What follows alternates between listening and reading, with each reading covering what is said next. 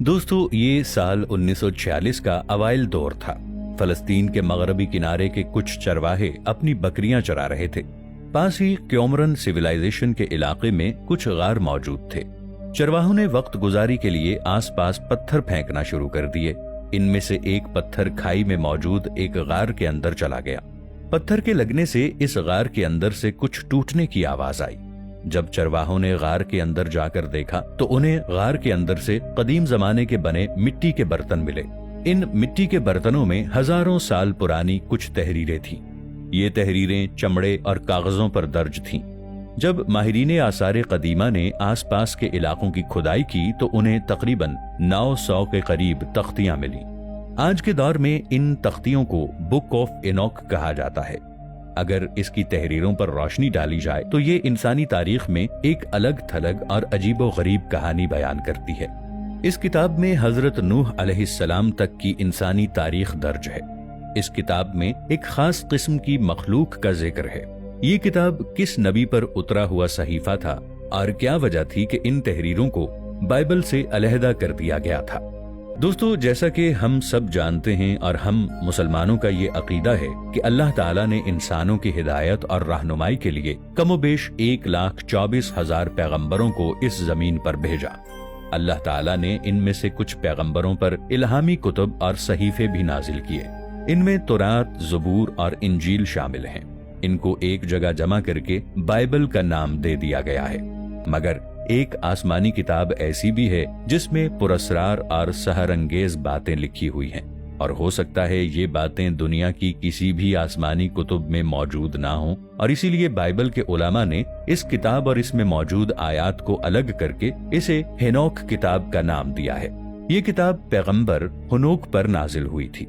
अगर इस्लाम में इन पैगंबर की बात की जाए तो इस्लाम में हुनूक पैगंबर हजरत इदरीस अलैहिस्सलाम को कहा गया है।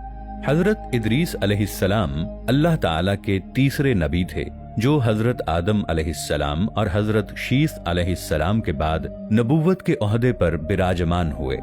मुअर्रिखीन लिखते हैं कि हजरत इदरीस अलैहिस्सलाम की पैदाइश इराक या मिस्र के शहर मनफीस में हुई थी। आपके वालिद का नाम यारद था। आपके वालिद का ताल्लुक हजरत आदम अलैहिस्सलाम की 7वीं पुश्त से था और हजरत नूह अलैहिस्सलाम के परदादा थे।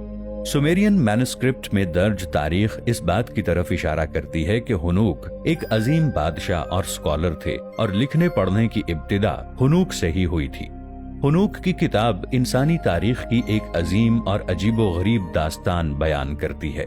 इस किताब के मुताबिक अल्लाह ताला ने फॉलन एंजल्स को जमीन पर गिराया था। इनके सरदार का नाम शामियाजा था। ये हजारों बरस कबल का वाकया है। शामियाजा अपने 199 साथियों के साथ कोहे हरमन में उतरा था और उन्होंने ये अहद किया कि हम इंसानी औरतों से जिनसी ताल्लुकात कायम करेंगे। इसराइली रिवायतों के मुताबिक ये दरअसल अल्लाह ताला के वो फरिश्ते थे जिनको इंसानों के ऊपर निगहबान मुकर्रर किया गया था। मगर वक्त गुजरने के साथ साथ ये जमीन पर बसने वाली खूबसूरत औरतों के इश्क में मुब्तला हो गए। ये इंसानी औरतों की हसीन जुल्फों के असीर होने लगे और उन्होंने इन औरतों के साथ जिस्मानी ताल्लुकात कायम किए, जिसके नतीजे में नफीलियम यानी जिन्नात वजूद में आए। नफीलियम एक अजीबो गरीब और कदावर मखलूक थी। इस मखलूक ने जमीन पर खूब तबाही मचाई और इंसानों को अपनी खुराक बनाने लगे। इसराइली रिवायतों के मुताबिक वो यहाँ तक पहुँच गए कि जंगली हयात भी उनकी खुराक की लपेट में आने लगी और हजरत इदरीस अलैहिस्सलाम वही पैगंबर थे जिनको नफीलियम की हिदायत के लिए भेजा गया था। मगर इस दरिंदा सिफत मखलूक ने आप अलैहिस्सलाम के वजूद का इनकार कर दिया। किताब हुनूक के तीसरे बाब में ये मालूमात दर्ज हैं कि इस मखलूक ने किस तरह इंसानों को शर के रास्ते और बुराई की तरफ माइल किया। मिसाल के तौर पर अजाजील ने लोगों को तलवार, नेज़े, खंजर और इसी तरह के दूसरे हथियार बनाने सिखाए। इसके अलावा उसने जेवरात बनाने और आंखों को संवारने का तरीका भी बताया। इन कामों को लेकर इंसानों में बुरी आदतें और शर फैलना शुरू हो गया। इसी तरह शमियाजा ने इंसानों को जादूगरी भी सिखाई। आमरोज ने सितारों के बारे में इल्म और कोकाबिल ने इल्म फल्कियात के बारे में लोगों को सिखाया। جب رب کائنات زمین میں اس پھیلے ہوئے فتنے اور فساد کو دیکھ کر انتہائی غضبناک ہوا اور اپنے 4 مقرب فرشتوں کو زمین پر بھیجا۔ یہ فرشتے باغی فرشتوں اور نفیلیم کو سزا دینے کا کام کرنے لگے۔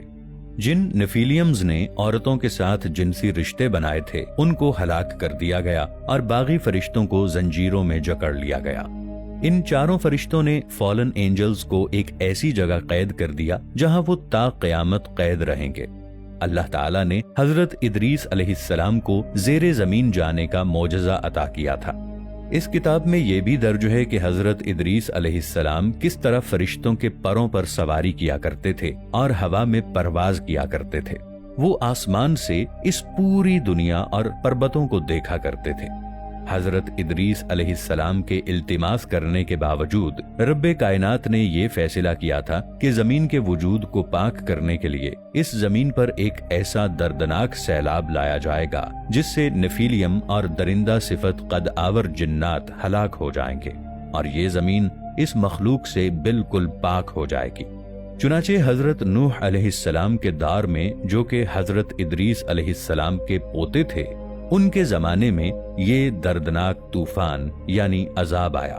اس عذاب میں نفیلیم اور برائی پھیلانے والے جنات کا صفایا کر دیا گیا، ماں سوائے ان کے جن کو حضرت نوح علیہ السلام نے اللہ تعالیٰ کے حکم سے اپنی کشتی میں سوار کیا تھا۔